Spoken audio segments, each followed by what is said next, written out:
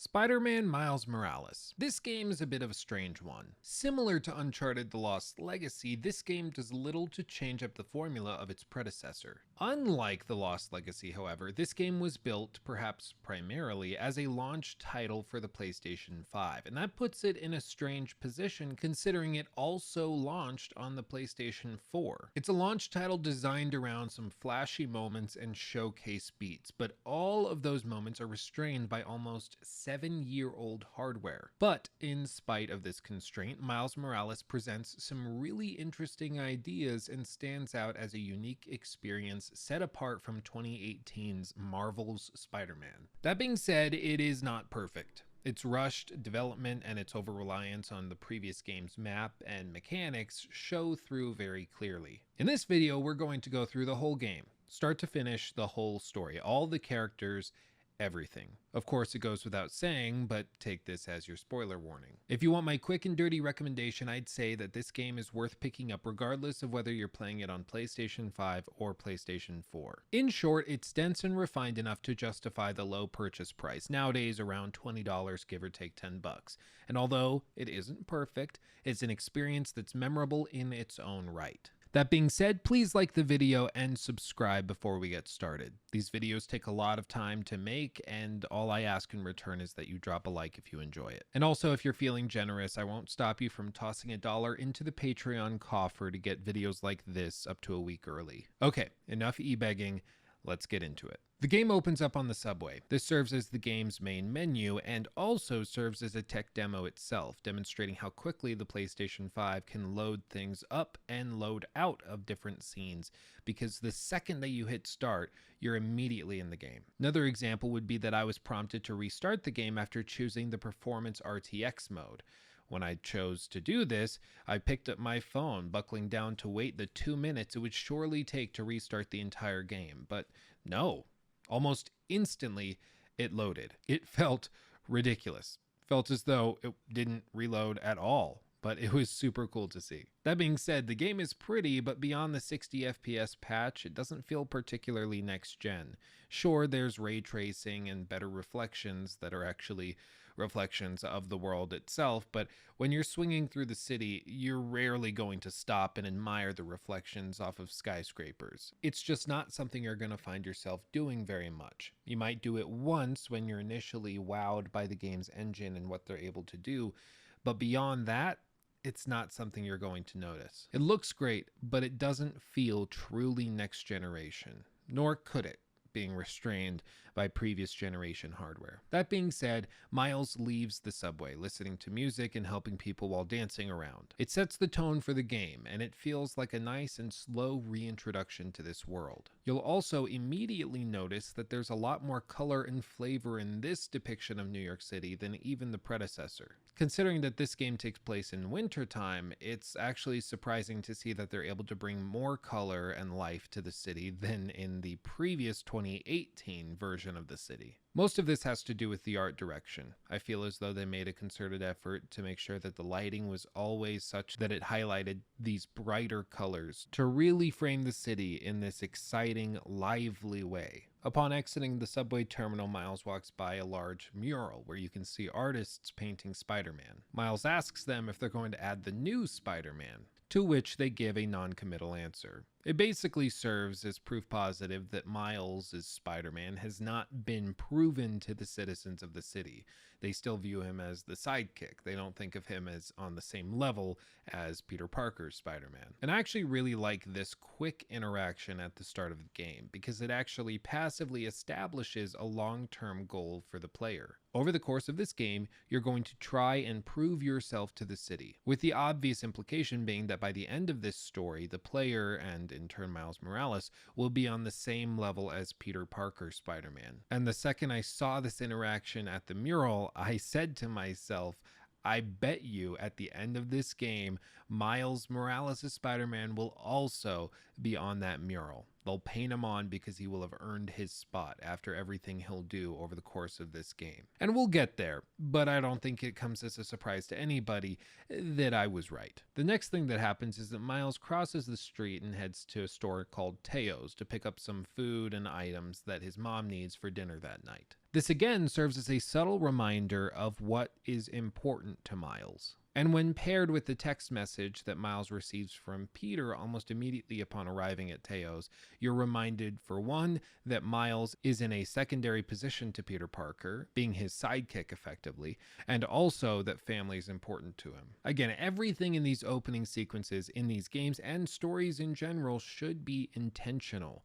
This is when the audience is often the most focused and attentive to everything you're throwing at them, so you should make the most of it. And thankfully, the writers over at Insomniac really made sure that everything they showed the player in these opening moments was deliberate and intentional. Everything from the music to the way that Miles is walking to the few conversations he has with citizens and his friends and family all builds onto itself to communicate very clear messages. Again, it's really well done. Regardless, you meet up with Peter on the top of a roof. They're going to collect themselves and supervise this convoy that's delivering a large package, which you are soon to find out is Rhino. This sequence serves as the tutorial for both the swinging and combat systems. It's quick, easy, and fluid, everything you want a tutorial to be. Furthermore, there are some really cool moments and set pieces that they throw at us here. Even just this scene of swinging through New York City behind a helicopter carrying a massive payload is in and of itself a pretty cool sight to behold. Now I could point out how it doesn't make any sense to once again carry some supervillain through the center streets of a massive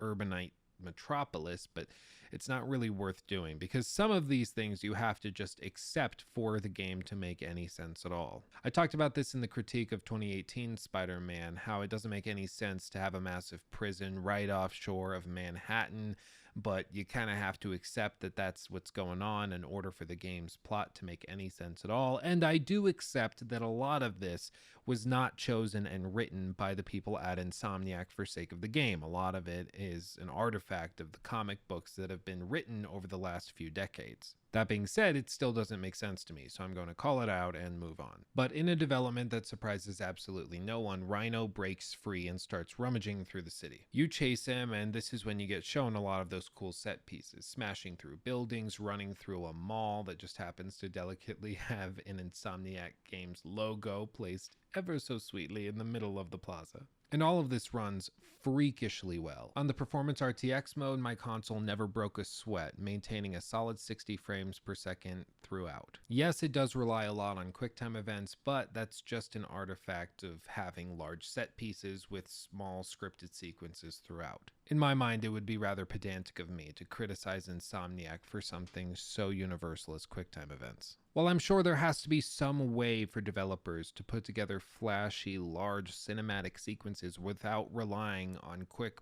timed button prompts to make it interactive, I do understand that this is a problem that's industry-wide and is not specifically relegated to Insomniac, so I'm not going to make a big deal of it. And all told, these are not bad. They don't last very long, and they're few and far between. And honestly, I think it's a fair price to pay for these spectacular visuals and for the really cool set pieces and scripted sequences we get here. So you chase Rhino through the city, eventually landing at a Roxxon gas refinery or storage area. Basically, there's big gas tanks and it's some sort of fueling center that's in the middle of the city. Again, I could point out how it doesn't make any sense with regards to real estate to put something like this in the middle of Manhattan, but I digress. The ensuing fight introduces the player to a lot of new mechanics, such as more carefully timed dodges, enemies with grenade launchers that can track you, and eventually to the Venom Punch. Basically, Pete and Miles are getting their asses handed to them by Rhino, and in a last-ditch effort to overcome all of this, Miles discovers a newfound ability. And honestly, this is an interesting new mechanic, but it doesn't do a lot. The developers will implement this throughout the game in various puzzles and challenges, which is relatively interesting, but for the most part, it just feels like a Spartan rage mode a la God of War or Batman's electrified fists in Arkham Origins. It increases damage and inflicts a status effect, but because enemy variety is so poor in these games and also in Miles Morales, it's not that common for it to feel as though you're doing anything really interesting or different. It just feels like a more powerful punch. As the game goes on, you'll level up this ability to gain things like AoE attacks and variations of this venom punch that can affect even stronger enemies or multiple enemies all at the same time. But again, in my mind, it just feels like a more powerful punch, and it never crosses that line of feeling like something truly unique to Miles Morales. But I grant you, this could just be me, and other people might feel differently. Let me know your thoughts in the comment section. With this newfound ability, Miles finds the strength and power to overcome Rhino and put him down once and for all.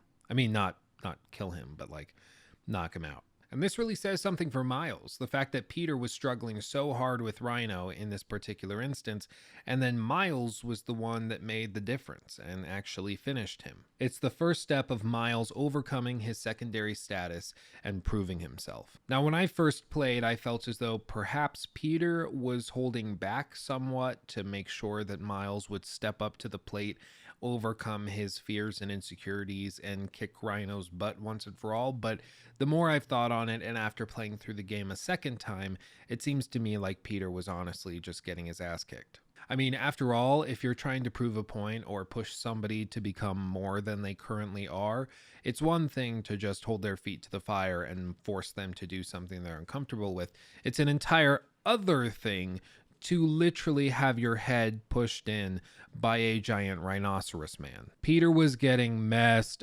up by Rhino. So while I think it would be an interesting dynamic and an interesting plot point to say that Peter let Miles take over this interaction and finish Rhino to prove the point, I don't think there's a lot of evidence for it. But regardless, after Miles defeats Rhino, Simon Krieger, head of Roxxon, shows up and decides that he's going to handle all of the mess that's been left over. It doesn't seem like a big deal at the time, but he basically ushers you away and says he will get the cops involved and handle Rhino, and you've done enough. You go and rest, spend time with your family, blah, blah, blah. We've got it from here. Thanks for your help. It seems like he's being nice and watching out for you, making your life easier. But in reality, he has his own motives for doing this. And in a surprise that surprised absolutely no one, this is not the last time you're going to see Rhino. But Peter and Miles take him up on his offer and decide to have a debrief together on top of a building. It's at this point that Peter communicates what is going to be the operative plot point of this whole game that launches the whole thing into motion. And that is that he's decided to go away for a bit with MJ. He's decided he needs a break, a vacation, and this is the appropriate time to do it, especially after seeing how Miles stepped up and took down Rhino. It's proved the point to him that he can leave the city and it will be in good hands. Granted, it's kind of a stupid plot point, especially right after this horrific fight that they just had, but I can forgive it. After all, it does set all of this in motion and sets up the rest of the game, with Miles being the only Spider-Man in the city. And this was actually a piece of this game's design that I was really curious as to how Insomniac was going to handle it. In most of the pre-release trailers and demos that we saw, we always saw Peter Parker fighting alongside Miles Morales. This mostly because we were only shown off the opening section of the game while Peter is still here. And part of this made me wonder if we were going to be stuck bouncing between Miles Morales and Peter Parker as we went through the story of this expansion DLC spin-off game. But thankfully, the developers decided to let him stand on his own. Effectively, the developers are treating Miles Morales in the same way that Peter Parker is treating him within this game. They're letting him sink or swim on his own. And I think it's great. Miles Morales is a likable character, the writing is good, the performances are great, and I think he can carry his own game pretty easily. A lesser studio or publisher might have panicked and decided to have him work alongside the established character because they were afraid that he wouldn't be able to carry his own title, but in this case, they took the leap of faith and it pays off. Now, after Peter breaks this news to Miles, he's visibly worried, and you can tell that he's unsure if he can do what needs to be done. And this topic of insecurity is a really interesting one. It's not something that's often brought up in superhero games. Maybe in superhero stories and origin stories specifically, but in video games about superheroes, most of the time you're joining them after they've been established as a superhero, so you don't often get to see them questioning their own abilities or whether or not they can protect the city or people that they've been tasked with protecting. It's a really cool dynamic, and it sets the stage for growth within the characters, the relationships, everything will build over the course of this story. So even though Miles is a little skeptical as to whether or not he can do this, he agrees, takes a cute little oath that Peter throws together on the spot, and Peter takes off, leaving Miles as the sole Spider-Man in the city. And in what will be a surprise to absolutely no one, the city is about to go to hell. Oh yeah, I feel like we should probably address the whole new Peter Parker face thing.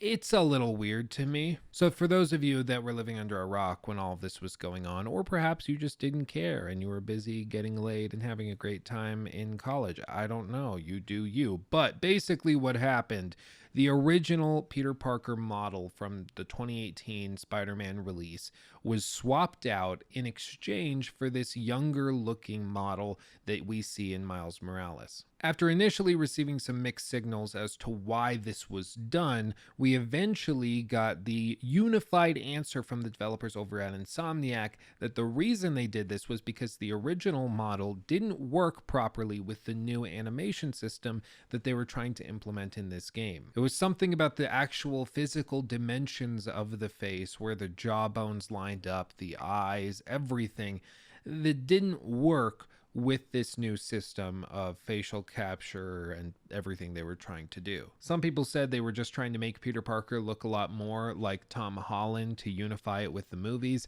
and while that might have been a slight consideration, I don't think that was the primary reason they did it. And I say that because both of these things can be true. You can both need to redesign the model to make sure it works with the new animation system, and decide that that model you're going to replace it with, instead of bearing no resemblance to Tom Holland, might share a little resemblance to Tom Holland. Now, I know that they're actually using some actors' scanned facial features. They're not actually using something that was hand sculpted and invented on the spot. This is an actual actor / model that they scanned in for use in this game. In the same way that The Last of Us, except for Ellie, most of those characters are using actual facial scans for the characters. They're real people that just happen to have been scanned in and had their likeness borrowed. I mean, all told, I really don't see why this is a scandal. Some people were calling it Petergate and making a big deal of it. I really don't see the issue. Yeah, he looks different now. Whoop-de-doo. I didn't think the original model looked particularly good to begin with, and if I'm being completely honest, I thought he looked weird. While I don't think swapping out one of the main character's models completely is a particularly good choice, especially when you're trying to establish a new trilogy within a famous franchise, it's something that I can forgive. It's really not that big of a deal to me. I don't know, maybe I'm missing some reason this is a huge scandal and why people are super upset about this. I honestly don't know. I've never understood it. If you can help me understand, please do so in the comment section below, or tweet me at LukeStevensTV. So after this conversation with Peter, he gives you a gift. You go to Central Park to open it with your best friend Genki. There's also a VR component that you have to unlock by going and doing this stupid VR challenge on a rooftop. It's really dumb. I don't know why so many of these superhero games insist on having these VR challenges or augmented reality challenges. I think they're so dumb. They're not fun. They're bland, repetitive.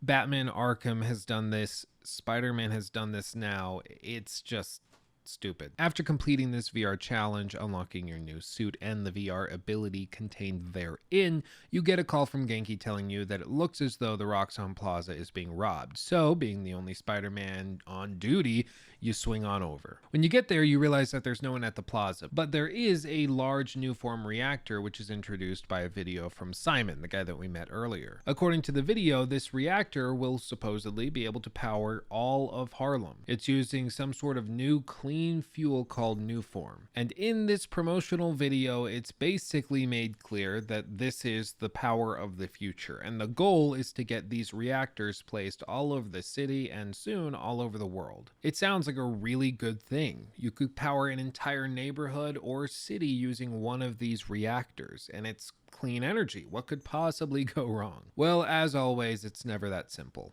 We'll get there eventually, though. You do realize upon further investigation that somebody has broken into the Roxxon building. You go inside and search for the new form, out of fear that it's been stolen or altered and manipulated in some way that could destabilize it. It's at this point that you get attacked by some underground enemies. It's not clear who these people are or why they're at the Roxxon facility. We see them using purple metallic appendage alterations. I don't know how else to phrase it. They have some sort of augmented skeleton suit that they wear that allows them to attack you with greater force than they would be able to by themselves, which is refreshing because one of the saddest things is seeing some of these unarmed prisoners try and fight literal freaking Spider-Man. After defeating these enemies, you go back and investigate the area that they broke into, realizing that they were investigating shipments of new form, likely to steal it. But it's right at this time that Roxxon operatives decide to show up. I'm just going to throw it out there. This is a massive corporation. It seems as though they have fantastic security every single time you run into them throughout the course of the game, except for this particular instance. Seems a little coincidental that they just happened to roll up 15 minutes late this one time. It's so weird that they let the underground guys and Spider-Man investigate their facility so thoroughly without any sort of major response that I actually thought the only way that this could be explained in the story is if Roxxon was in on helping the underground do everything that they were trying to do. Basically, there was a conspiracy where they let them break into their own facility in order to achieve something. But don't worry, this isn't the case. It's far more uninteresting and coincidental than that. It really seems as though the security just happened to be unattentive and missed the mark this one time. So after escaping the complex, Miles heads home to go and help his mother set up the apartment for this Christmas dinner. After some housekeeping, such as cleaning up, putting a record on the record player, you go to the door when somebody starts to knock on it. We're then introduced to Miles' old friend, Finn. We don't know much about her, but we can see immediately that these two have chemistry and likely have a long history, something that will be further evidenced as we go throughout the story. There's some other busy work that happens here, such as the power dropping and you needing to stealth your way around the outside of the building to turn it back on, but all told, it's pretty minimal. There is a cool moment when you're selecting a record where you can find a folder from Miles's father about the Prowler. Flip it over on the back and you can actually see a picture of him. This is going to come up later. It's a cool tie-in, and it's something a lot of people might forget. The scene wraps up with Miles helping Finn do some dishes at the kitchen sink. It's a nice, innocent moment.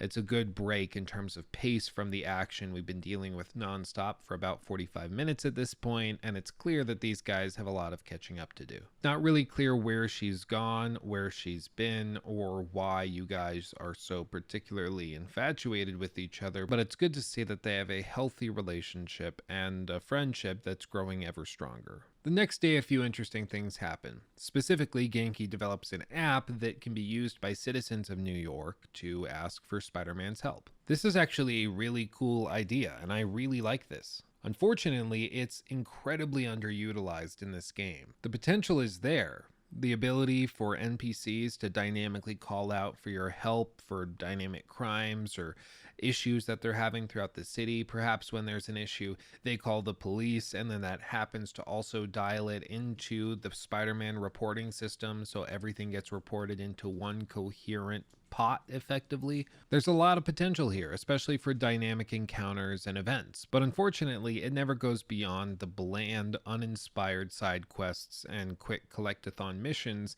that were so prevalent in the first game. The first request does come in, and it's part of the story quest line, so don't get your hopes up too much that this is going to be the quality that you can expect moving forward as you use this app for small side content throughout the rest of the game.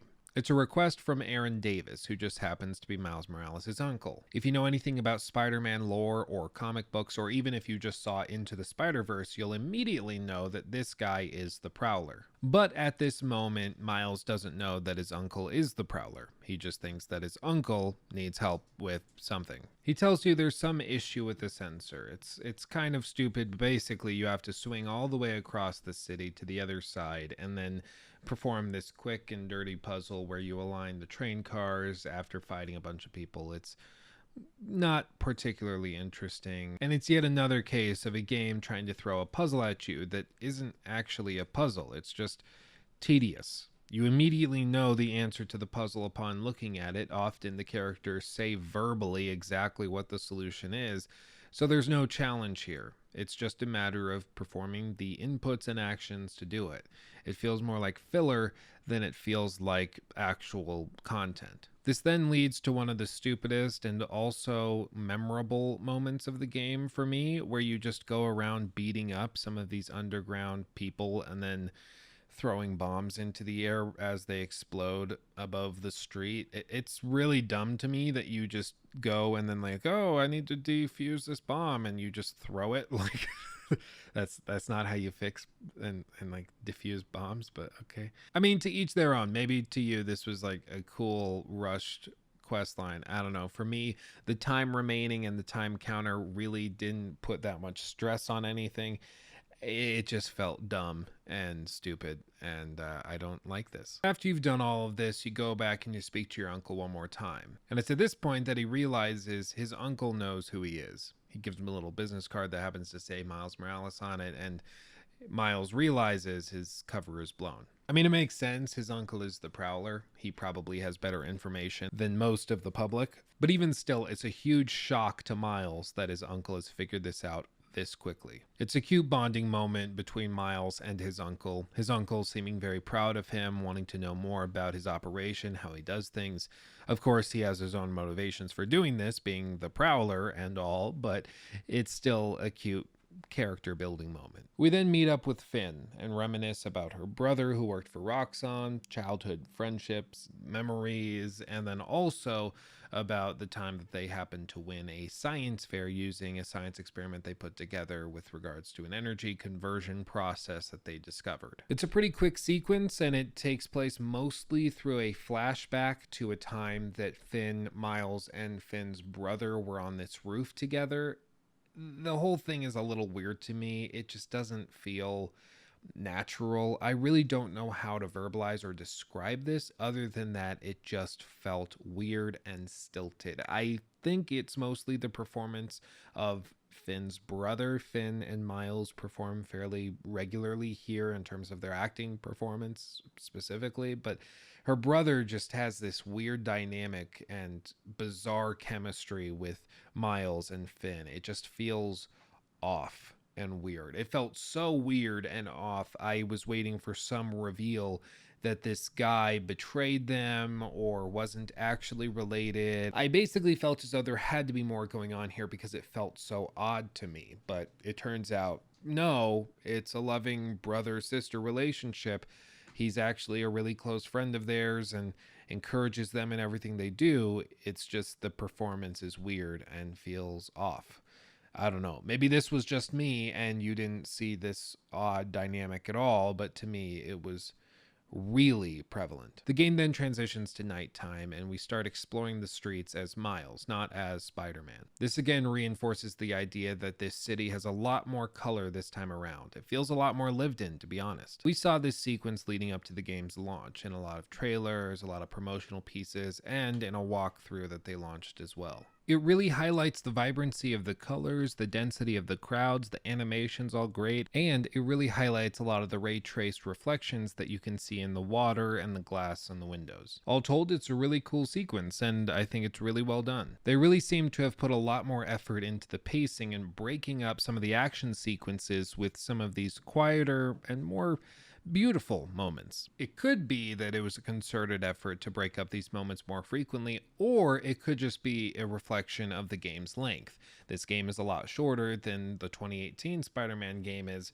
so it could just be that as a result of the game being shorter, these moments take place more frequently. I'm not sure. Now, like I said, Miles and Genki are here to celebrate and participate and support Miles's mother, who is holding a rally for her city council run. I'm just going to say it once because I feel like I have to. Her platform has to be the stupidest for anybody running for any position ever. Her whole thing is hold Roxanne accountable, and she begins her speech by asking what was lost when they bulldozed a block of Harlem to build this gigantic new complex and skyscraper. Now bear in mind, Roxanne is offering unlimited energy to the entire neighborhood using a clean new energy reactor. She says it's experimental, that it might not be safe. She says it's experimental, that it might not be safe, that they haven't shared enough information about it, and that it's really terrible that they happen to bulldoze a cafe and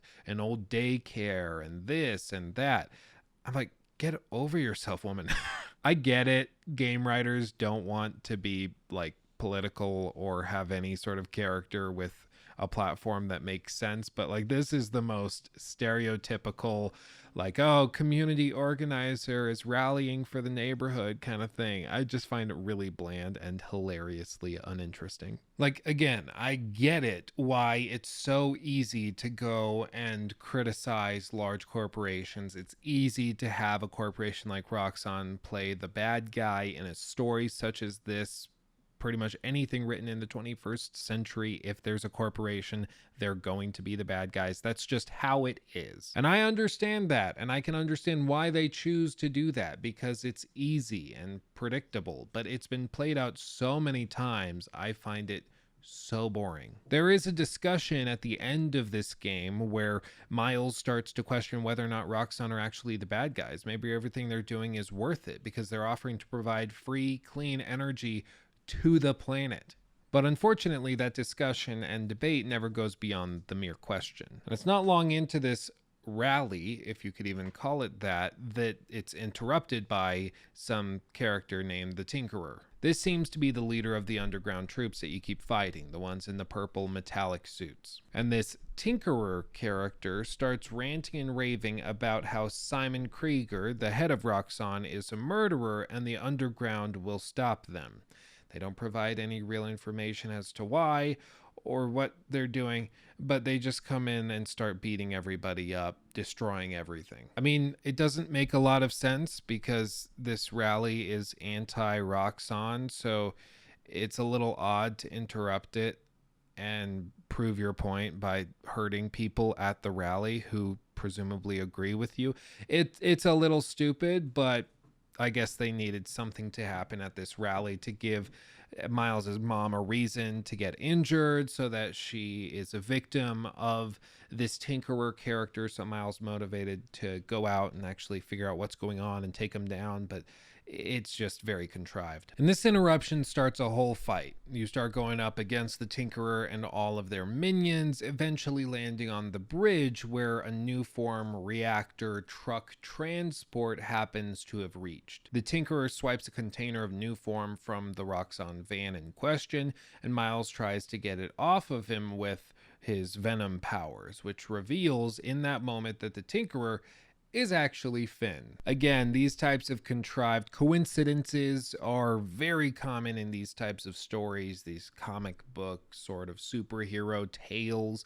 I'm actually fine with it. It's kitschy, it's fun, it's cute. I can look past it, though I do understand why some people would get frustrated that this character he just happened to just be reunited with is the villain that he's going to be taking on throughout the course of this game. It's a little contrived. Again, I'm willing to forgive it because I think it's to be expected in games of this caliber, but I digress. Finn hits Miles into the van where his venom ability reacts with all of these new form canisters, which blow up the whole car and the bridge, causing it to collapse. And this whole sequence is actually pretty impressive graphically, in terms of animation. Everything is pretty well done here. You fight a bunch of underground lunkheads, save a bunch of people on the bridge who would die if you weren't there. Bear in mind, Roxanne, the Tinkerer, they are leaving these people to die, so we know who the real hero is. There's no question in this case. But even after all of this,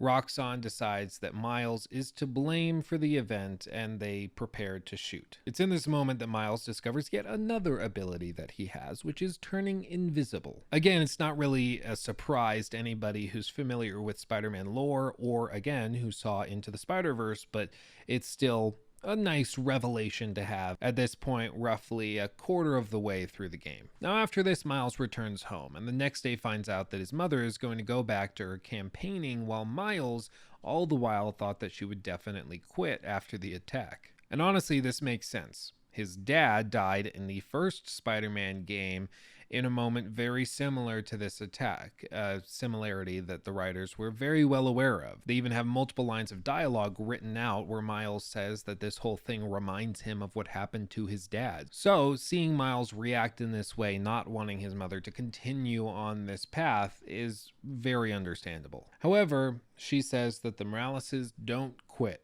It's not something they do. So she continues on campaigning, and Miles stops pushing the point. He's not going to convince her otherwise, so might as well let her make her weird, bland, and obscure points to try and fix the neighborhood while he goes and actually deals with the problem. We then get a pretty cute montage of Miles and Genki working together to craft a new suit that not only allows Miles to have his own identity that's separate from Peter Parker's Spider-Man, but also that allows him to use this new invisibility ability that he just discovered. Miles then decides it's time to find out more about the Tinkerer and Finn. He wants to find out what her motivations are, why she's so determined to take down Roxxon, and why she thinks Simon Krieger is a murderer. So Miles heads to Finn's family's repair shop. It's been abandoned for some time, and it appears as though she's been working out of it all this time. Again, I could bring up the point that abandoned buildings are rarely left abandoned for very long in New York City because real estate is so freakishly expensive there, but I digress. I think it is reasonable to suspect that Finn probably has money from some sort of contracts that she's developed through military connections or this or that. I mean, clearly the money has to come from somewhere to develop this tech and this crazy big operation and all of these mercenaries, but it's perhaps not even worth thinking that much about. Maybe there is a line or some lore item specifically about Finn and her family. Maybe they've got a ton of money that I'm not aware of. I don't know. If I'm missing something, let me know. As you explore this old repair shop, you find a hidden lab inside. This confirms that Finn is the one that's designing and creating all of this underground tech that you've been dealing with throughout the game to this point. You also discover a bunch of recordings of Finn and her brother Rick, the same guy that was really awkward in that previous flashback. What it seems as though happened from these recordings is that Rick and his entire team that was helping him and working on the New Form project have become very, very sick as a result, likely, of this New Form. But Simon wouldn't admit it. He didn't want it getting out that New Form could possibly poison people, make them sick, and cause a lot more harm than good. It's also explained that New Form was Rick's invention, but that Simon was the one cutting corners, allowing it to poison people in order to make more money. Again, big, bad, scary corporate guy is doing something greedy. I get it. It happens all the time. Most big corporate greed bags are greedy. I accept that wholeheartedly. It's just so trotted out at this point. It's so bland, so predictable. I didn't like it with Assassin's Creed Syndicate, and I don't like it now. It's just boring to me. Like, for real, can we just once have a bad guy that does something bad for a reason other than just my money and my greed? Like, can we please just get something a little more dynamic and interesting? Like, dear God, please. Regardless, they planned to flush the core and get rid of the backup New Form in order to stop Simon. They weren't confident that Simon would ever stabilize it or find a way to harvest and use its energy for good and in a safe and reliable way. So they decided they would destroy it instead. Now, these videos you're watching just so happen to be recorded by Finn, which was done so that if anything were to happen, they could automatically dump them to the Daily Bugle. It appears that something happened to Rick, but the phone was damaged, so the videos didn't upload, which is pretty convenient, but Okay. You then fight some obligatory underground mercenaries who turn up and figure out that Finn's phone is in the Roxxon labs. If you can find it, you can probably get the recordings, and then you can leak those to the Daily Bugle, which will in turn take down Roxxon and chill out Finn all in one fell swoop. You know, it's not the most compelling story, and it's pretty coincidental and a little stupid, but I've seen stupider. So at this point, I'll forgive it. It's kind of dumb that the phone just happened to fall while at the Roxxon lab. Like, it's amazing to me that she wouldn't have a backup of that video automatically sent somewhere else. I mean, clearly she's a smart woman. She knows what she's doing when it comes to tech. I can't imagine she doesn't have iCloud or Google Drive or something, but I guess she doesn't.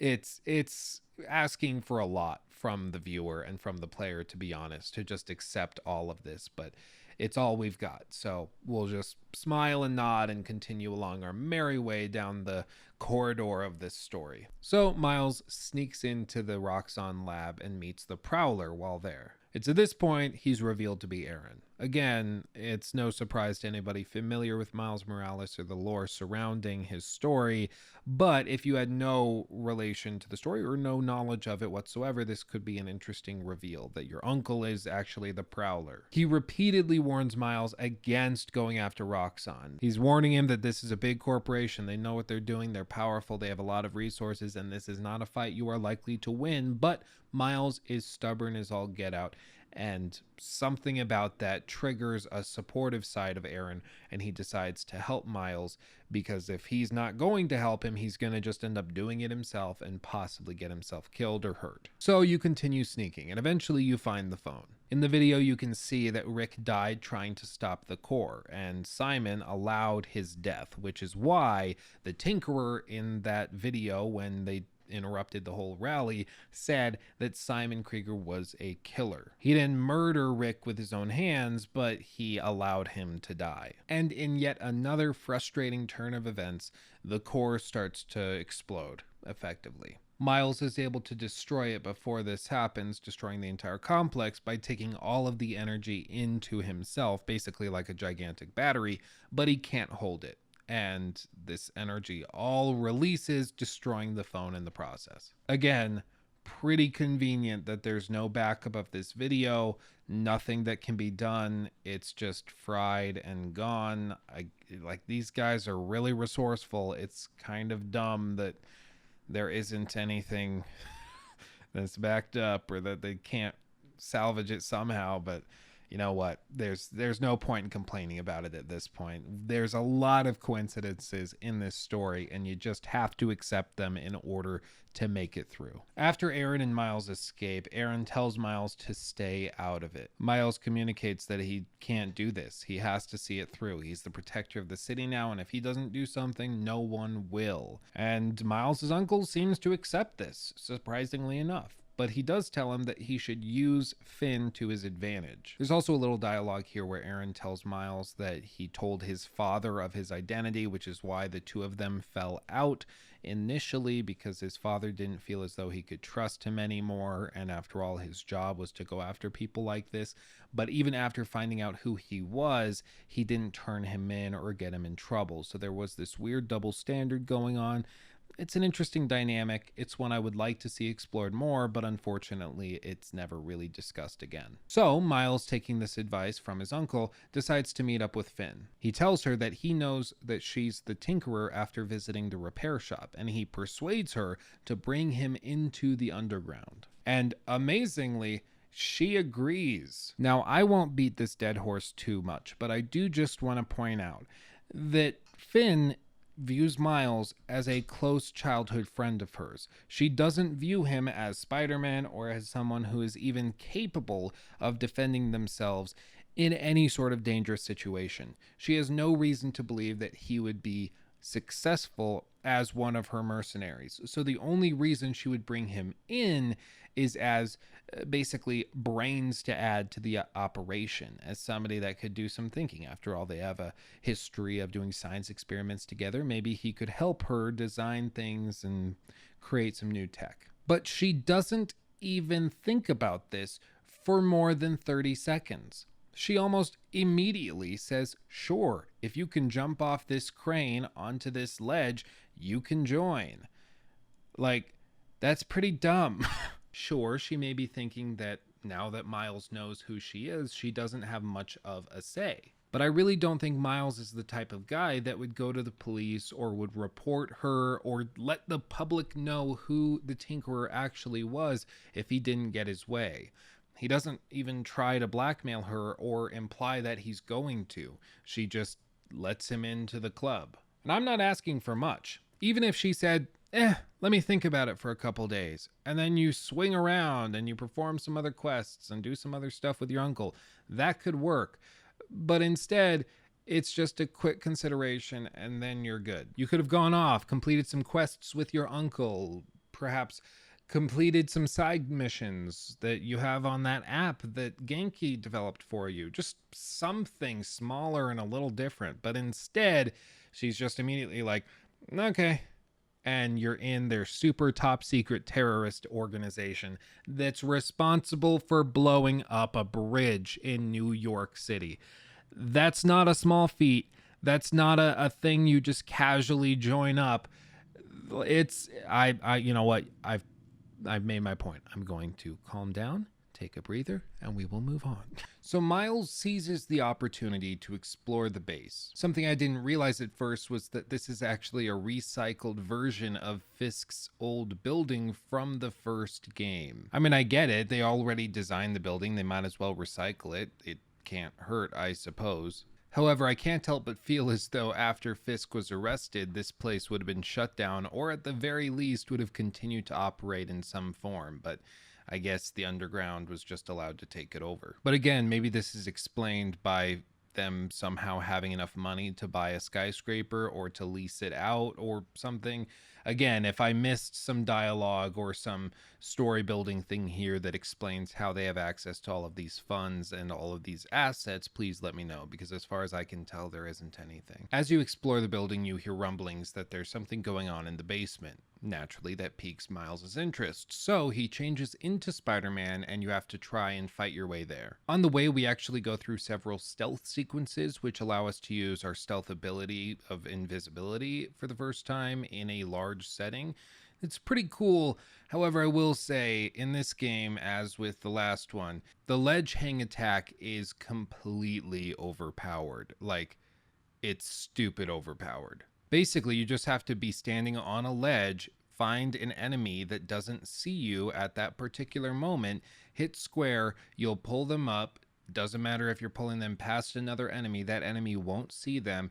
You wrap them up in webs and then they dangle incapacitated. Now, back in the day with the Batman Arkham games like City, Origins, and even Night, I thought that this ability in those games was fairly overpowered, but they balanced it out by requiring you to be standing on one of the gargoyles, for instance. This made it so there could only ever be one enemy hanging from a single gargoyle. So if there's only 3 gargoyles in the arena, you can only use this takedown on 3 enemies. And as the games went on and enemies started shooting these gargoyles down, you weren't able to use this ability at all because they were shooting the gargoyles down. And that, I feel, is a good way of balancing this. But in this case, with Spider-Man, it's completely overpowered, and I went through this entire level basically using this singular attack, taking everybody down. I get it. Maybe you could say that this is realistic and this is just how Spider-Man would fight and clear out a room like this, but it doesn't make it fun for a video game. You have a ton of abilities. It seems as though you should be able to use a lot more than one,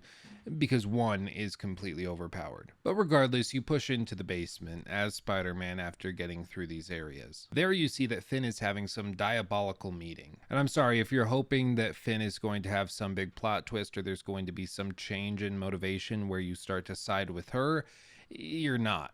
It only gets worse. Basically what's going on is that the one container of Nuform that the Underground took on that bridge is really unstable because of everything that Miles did with his super-powered spider electric charge ability. I know it's the Venom Shock thing, but I like the supercharged electric blast. ability more. I think it rolls off the tongue better. Now, these guys are very, very vague with what they're going to do with this new form or how they're going to stabilize it, if they're even going to. But what they do say is that the new form is being stored in a theater. It's located on a map that's on the table that Miles is able to see. So we fight, sneak, and web our way out of this base into that theater. And after another couple of arenas and combat sequences, we can see Finn's plan in its totality. Basically, she wants to take the unstable new form that she stole, insert it into the reactor that's in Harlem, and blow up the reactor along with the entire Roxxon Plaza. Now, if that doesn't sound like domestic terrorism to you, I don't know what will, because she literally wants to blow up basically a city block in order to prove a point, because she's upset that her brother died while working for this guy. I get it. He left him to die, basically, but is that justification for blowing up a city block instead of just like trying to go to the authorities and prove your case? I don't see how this is a sympathetic character at all. And I don't think Miles is sympathetic to her either, which is why he immediately decides he has to stop it. Now, because they can't go having Finn be a totally evil, megalomaniacal character who wants to kill a ton of people, they decided to write in the excuse that this tower, this Roxxon block, this plaza, is entirely vacant because it's still technically under construction and isn't done yet. Now, I have to ask why they would bother writing this in. It seems to me like the only reason they would do this is because they don't want Finn to be a murderous psychopath. They just want her to try and get back at Roxxon for the death of her brother. And while I can understand that desire, especially because they want to have this beautiful moment at the very end of the story where Finn basically redeems herself by saving the city and changing her mind, that it's not all worth it, I just don't see how it makes any sense to have this entire plaza with no one in it ever. I mean, this is a city block in New York City. Chances are, even if it is under construction, there will be people working around the clock to get it finished. You're asking me to take a lot for granted if you want me to believe that nobody is going to be impacted by the destruction of this entire city block. And that's assuming that Finn's calculations are correct. Miles figures out pretty quickly that it's actually going to destroy basically all of Harlem if she tries to do this. It's not just going to destroy this one plaza. So it could just show that Finn is being unrealistic, assuming that it's only going to destroy this small little building that happens to be mostly vacant at the time of the explosion. Maybe that's how they explain it away, but either way, it seems as though we're taking a lot for granted by just assuming this building is vacant, that nobody's going to be around or injured in any way. And then to also say that Finn can be redeemed because she was honestly just trying to cause some real estate damage. So you fight your way through more underground mercenaries, and eventually Finn appears to stop you from taking the new form. This leads to one of the cooler sequences in the game where you're chasing Finn and the new form across the city. It's visually really impressive, it's smooth, the animations work great, it's, again, an Insomniac classic. Finn almost successfully takes out Miles, but in one last-ditch effort to get her to stop, he reveals his identity. Shocked, understandably, she disappears. Again, I could throw a hissy fit that she only just figured this out. He's one of her closest friends. Sure, she hasn't known him for a while. She's been gone, but he doesn't change his voice at all when he's Spider-Man. So all of these conversations, the arguing, the fighting, everything, you would think would remind her of Miles at least a little bit. This is why I like in a lot of Batman films and games where he disguises his voice. It makes sense to me. But again, I don't think you're supposed to look into it too much. And who knows, maybe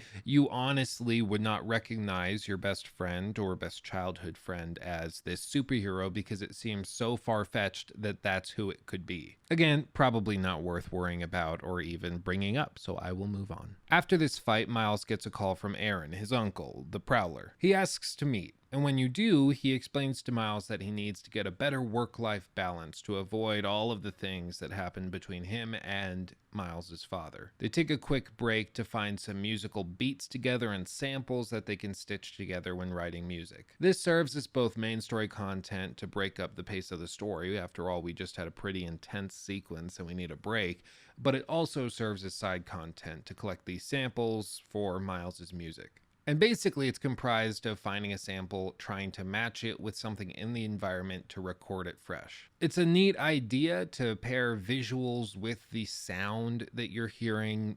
It's kind of fun, but to be honest, it isn't executed particularly well. The only way this can really work is if the sounds are surprising or don't completely match the thing they're coming from until you realize that that's where it's coming from.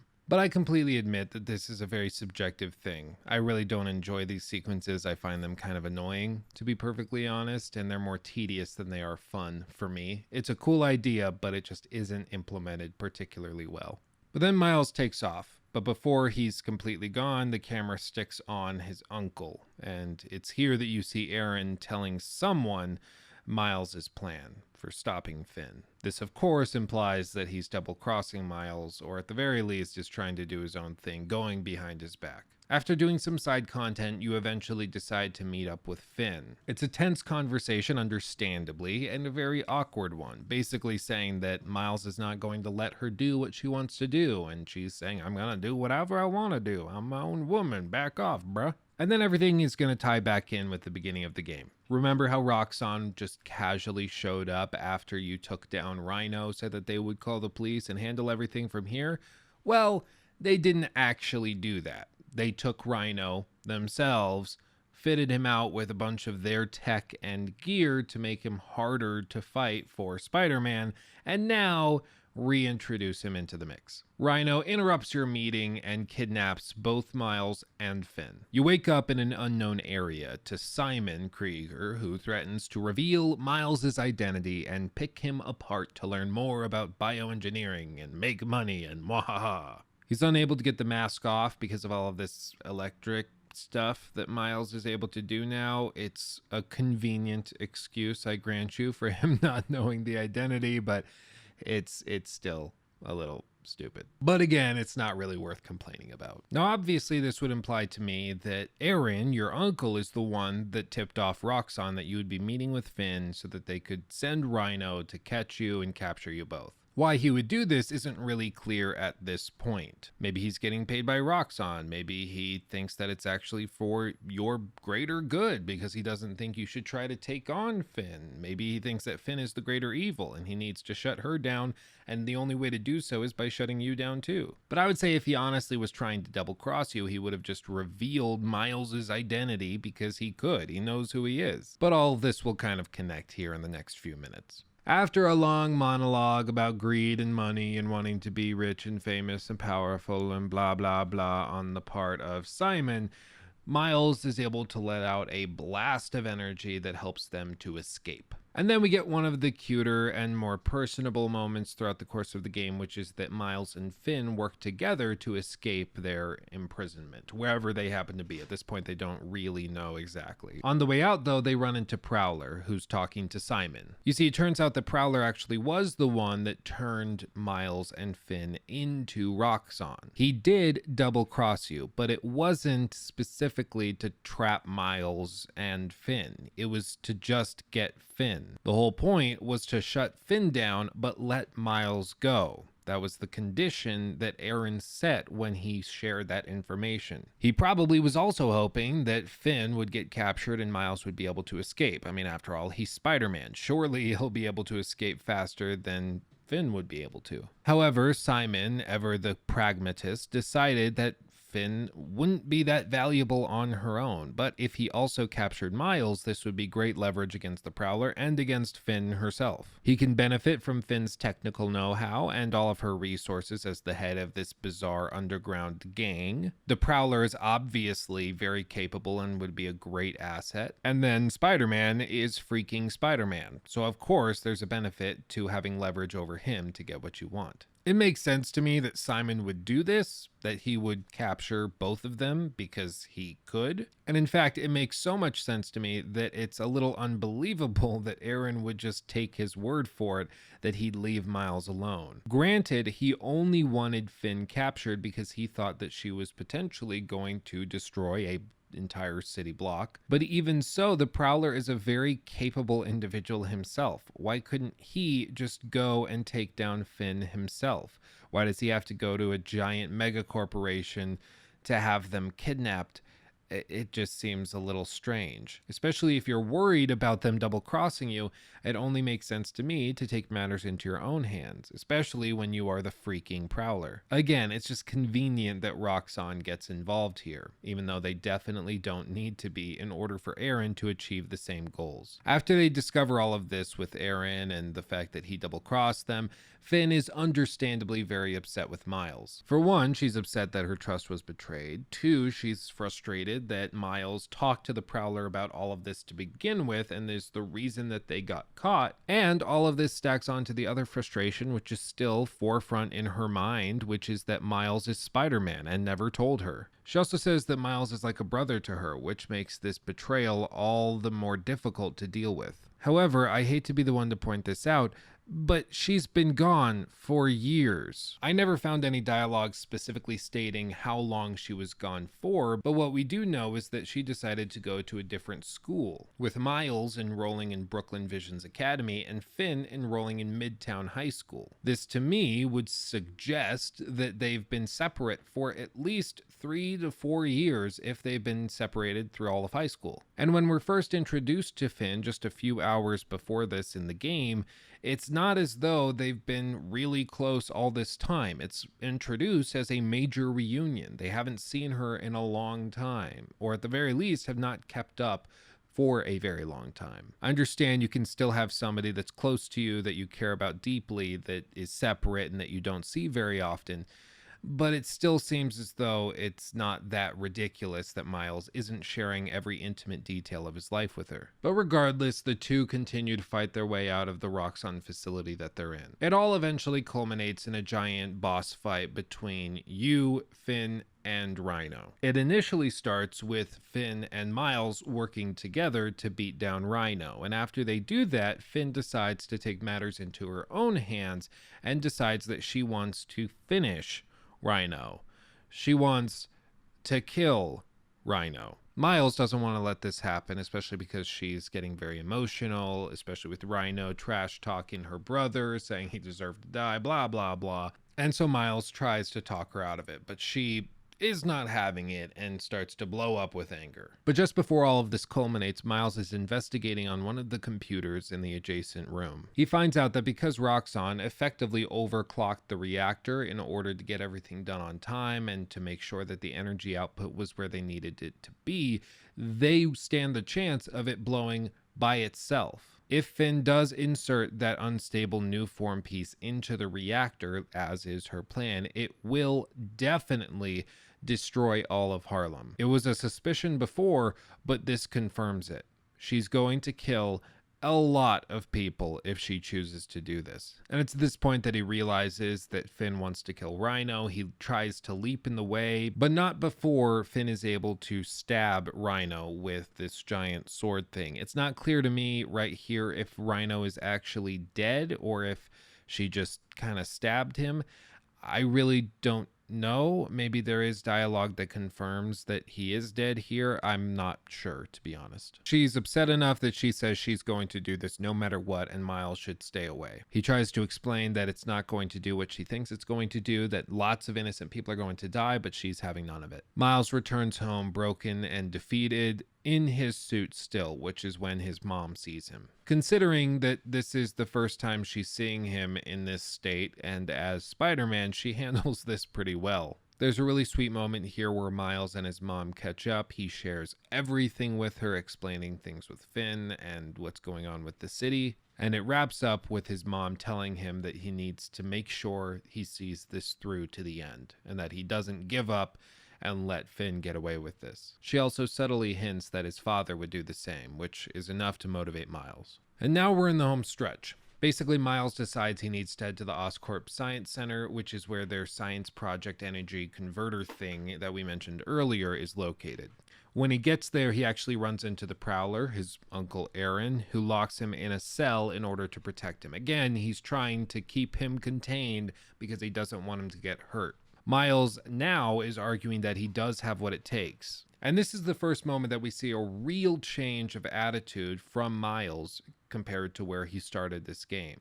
Just a few gameplay hours ago, Miles was telling Peter Parker that he didn't have what it takes to protect the city, that he didn't want to do this by himself. But now he's arguing that he does have what it takes, and that his Uncle Aaron should not underestimate him, that he's able to do this. It's a really cool reversal from where he was just a little while ago, and it again shows the growth of the character, something I love. The two fight it out, and Miles, amazingly, wins. But Miles, before leaving, makes sure to communicate to his Uncle Aaron that he doesn't want things to be like they were between his father and him. He doesn't hold anything against him at all. He just doesn't want to let all of these people die, and he knows that if he doesn't stand up and do something about it, no one will. You then push on to the converter at the Science Center. After defeating guards, there's some little puzzle things you have to do with rotating this gigantic spheroid thing to connect wires and electric webs and things. It's kind of interesting. It made me think, so that's good. Not to mention the setting and the scenery is really well done here. This was definitely one of the more memorable moments in the game for me. I'm not entirely sure why. But you push into the Science Center and go through a flashback to your early years with Finn. Not a lot happens here, but there is a pretty cool moment where you can actually see Peter Parker and Doc Ock walking through the exhibits.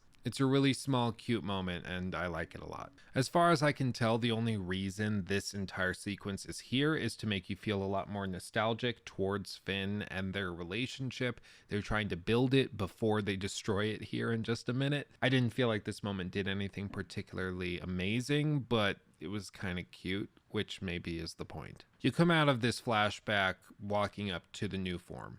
It's here that Finn returns, takes the new form, and you are once again tasked with fighting your way through a bunch of underground mercenaries. After fighting through a metric crap ton of these enemies, you break free and race to get to the Roxxon Tower to stop Finn. On the way, you have a bunch of fights in the streets to take down a bunch of underground guards.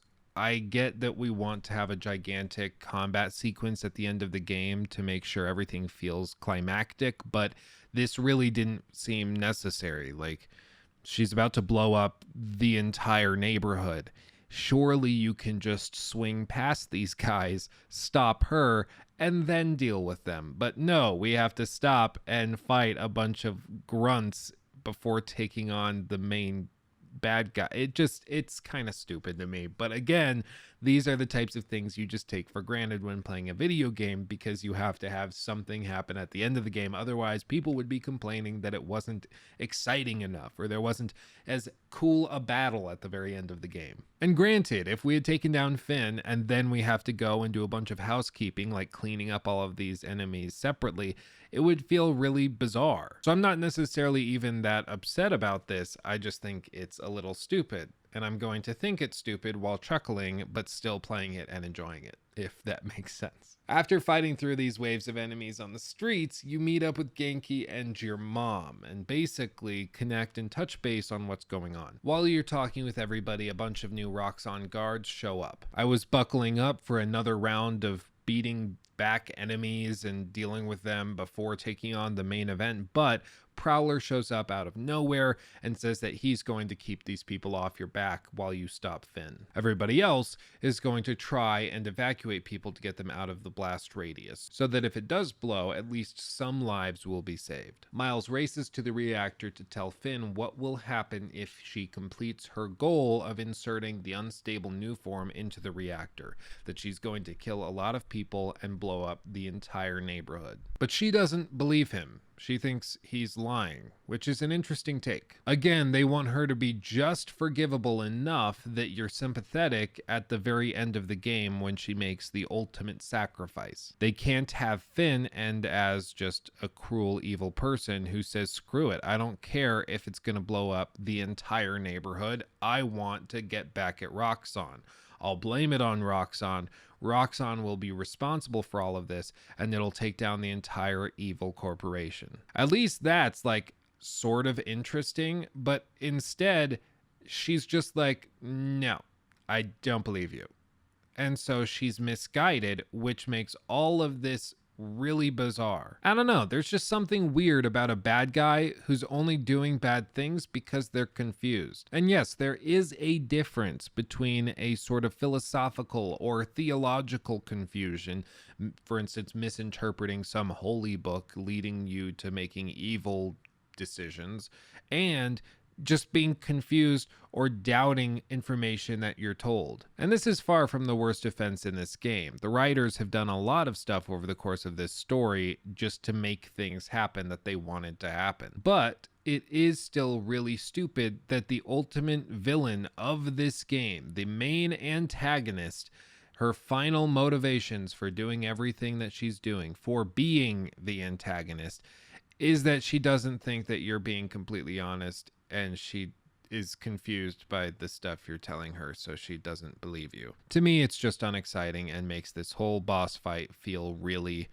really weird. Like we're beating the crap out of each other for no reason at all. Granted, she's trying to blow up an entire neighborhood, but I just don't really know how to communicate this further, other than this whole thing feels really strange. Maybe I'm just reading too much into this, which tends to be my curse. But she does insert the new form into the reactor. She doesn't believe Miles, and this sets off this gigantic boss fight that ties up the entire game. Halfway through the fight, there's an explosion that rocks the top of the skyscraper and freaks out all of your family members at the bottom of the plaza. The boss fight continues, you keep beating the crap out of each other, and eventually you get the best of Finn. She gets knocked on all fours and just so happens to look down at the street. At the precise moment, there's an explosion that ripples across the entire neighborhood. It's now that she realizes Miles was telling the truth and that she likely just killed a lot of people. And everything starts to go to hell. The building starts to explode, they get knocked from the building, and Miles is able to save Finn from the fall. But once he's at the bottom, he realizes that the reactor has only seconds before it blows. And it's here that we have one of the cooler sequences in the game, visually at least. Miles begins to absorb the energy from the reactor, and you can actually see in this footage I'm playing right now that Miles's bones and even heart is showing through his skin and suit. The energy is so great that it's effectively like an X-ray. I'm going to be honest, I really don't know how they did this well. It's beautiful, fantastic, and so subtle you might not notice that you can see his entire skeleton through all of this, but it's fantastic. And by this means, Miles absorbs the energy of the reactor. He knows that he's going to have to release the energy any second, and that when he does so, it could kill a lot of people. And it's at this point that Finn decides to take this matter into her own hands, that she's going to save the city and make up for her mistakes. So she grabs Miles, runs up the side of the skyscraper with her crazy purple boot things, and then rockets into the sky while holding Miles like a little baby. She knows that this is going to kill her, but she knows it's the only way to save all of those people. So she takes it on herself. The explosion happens. She's turned into a bajillion little bits, and Miles collapses all the way down back to the reactor. So even though Finn has been turned into a metric butt ton of powdered sugar, Miles is going to be okay. There's also a cute little moment here where Miles is on the ground without his mask on. A bunch of New Yorkers come up and see his true identity, but instead of sharing it or snapping photos or making a big deal of it, they decide to protect him. And they also stand in the way between Miles and the paparazzi and the police and everybody else that shows up at the last second in order to allow him to escape. We then jump ahead 4 weeks, seeing Simon getting arrested. You see, what happened is that Aaron told the police about his identity as the Prowler, and at the same time, outed Simon, leading to the arrest of them both. This ties things up nicely and sees the other antagonist get arrested and see justice is served. We then get a really awesome tie back to the original opening sequence. Remember when I said that we had the long-term goal of getting on that mural with the original Spider-Man, earning our place in the city and being trusted by those citizens? Well, it happened. You walk right by the mural with the song playing, and you see that the new Spidey is also on the mural.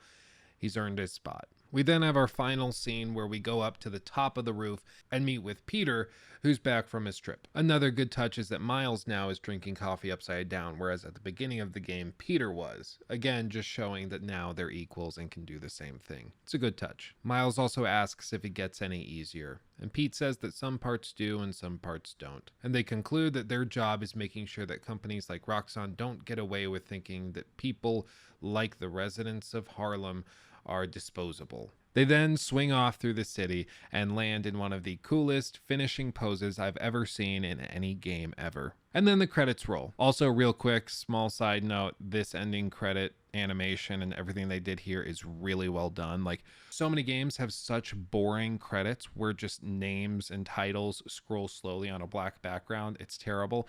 This had effort put into it. This is like really impressive. It's beautiful, it's stylized, it matches the music. It's awesome. Like, I love this. I found myself sitting through all of this, and I'm glad I did because there is a post-credit scene. This sets up the next game. Basically, you're in first person as Harry Osborn in that vat that we got a glimpse of in the first game. You then see Norman Osborn walk up and tell the scientists there to get him out, despite the scientists' reservations. He says it's time, and they need to make this happen. This, of course, sets up the Green Goblin as being the antagonist for the next game, which I'm very okay with because the Green Goblin is one of my favorite comic book characters ever. Granted, it's probably just because of the nostalgia factor tied back to the original Spider-Man from Sam Raimi, but still. And then we get access to the open world again. Miles swings to the top of this church, the same church that you met Finn at, and he leaves behind the little spacebound trophy that was awarded to him and Finn back when they were in middle school or high school or whenever they won it. And then you have access to the open world again. You can continue exploring, completing side content, doing whatever else you need to do. Speaking of that side content, there's some here, but none of it really goes above and beyond what the initial game did. We've discussed some of it over the course of this video. Things like collecting those sound samples or collecting collectathon items, things like that. I'll admit that my personal preference is usually to avoid the collectathons. I just don't find them fun, and to me, often they're just wastes of time, meant to pad out gameplay time. Some people really like them, and for many, the ability to just swing through New York City is in and of itself worth doing. And I agree, it's super fun, and I enjoy it immensely. But I'm not going to go through for another 20 hours picking up every little thing that's been left behind. As with the first game, I found myself swinging around for an additional hour or two before getting bored and just moving on. And that to me is not really a bad thing. This game is actually fairly cheap, especially right now. The value proposition for the main story is pretty solid by itself. It doesn't need a ton of side content or replayability to be worth it in my mind, especially when you factor in a lot of the post-release content that they put out specifically with regards to suits. So while it may piss some people off that I'm not going to go through every single collectathon in the city, in my mind this video is long enough already and I will spare you the trouble. In conclusion, I like this game. I think it's pretty solid. Of course, it relies on many of the tropes that are time tested and have always been true within the superhero genre of video games. And to some extent, there are stupid plot lines that you just have to take for granted and accept as part of the story because that's just what you have to do. Some stories are just not written to withstand immense pressures or extremely analytical thinking. You're just meant to kind of go through and enjoy the ride. It's like Harry Potter. There's a ton of plot holes in Harry Potter, tons of things that don't make sense and that J.K. Rowling definitely made up on the spot to explain away things that didn't make sense before, not realizing that it caused more plot holes later on. But you can still enjoy those films and books just by going along for the ride. I guess what I'm saying is just because this game has plot holes, has weird coincidences, and has things that are very contrived, doesn't mean there's anything wrong with it. The game is still fun, and that's kind of the point of video games to begin with. So while a video like this is meant to nitpick and critique every little thing that I can pick apart within the game, you're definitely not meant to take these critiques and dismiss the entire game as a result. Hopefully now you have a better understanding of how the game works, why it works the way that it does, and what they could have done better. It also should hopefully allow you to formulate your own opinion of the game itself. Don't take everything I said as gospel truth. Formulate your own opinion. You might disagree with me on some things that I said here, and if you do, let me know in the comment section below, or tweet at me at LukeStevensTV, or let me know in the Discord. I'd love to hear your thoughts. And I've been wrong before, and I've admitted it before, so just let me know your thoughts. You might convince me. But that does it for me. Thank you for watching. If you did enjoy the video, please do like it. That really does help. These videos are put up for free. If you enjoyed it, all I ask is that you drop a like. It really does help. Also, if you have a game that you'd like to see me critique in this same fashion, let me know as well. The next critiques are also on their way. I have videos coming for Assassin's Creed Valhalla, Uncharted 3, 4, and The Lost Legacy, Resident Evil 8 Village, and yes, we're going to be beginning a breakdown of the entire Elder Scrolls franchise. And as always, if you'd like to hang out with me while I work on these critiques, just head over to twitch.tv/Luke Stevens, and you can hang out with us while we play through these games and hang out together. I stream Mondays, Wednesdays, Thursdays, and Fridays, so there's a pretty good chance you're going to catch me. But that's all. I love you all more than you could possibly know, and I'll see you in the next video. Peace out.